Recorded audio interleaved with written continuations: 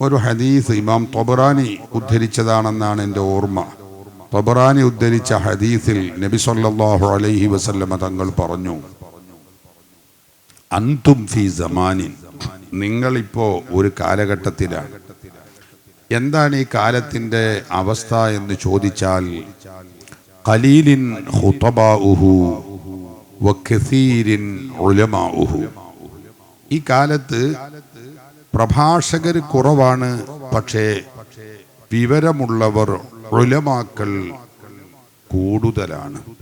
റസൂലുള്ളാഹി അന്ന് പറഞ്ഞതാണ് സ്വഹാബികളോട്.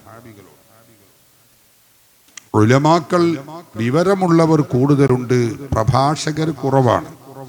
വസയഅതി സമാനുൻ, ഒരു കാലഘട്ടം വരും.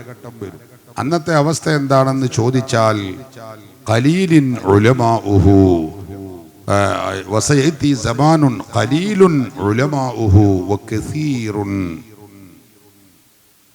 ഖുതബാഉഹു. ഒരു കാലഘട്ടം വരുമ്പോൾ അന്ന് പ്രഭാഷകർ യഥേഷ്ടമുണ്ടാകും, പക്ഷേ വിവരമുള്ളവർ, അറിവുള്ളവർ കുറഞ്ഞവരായിരിക്കും.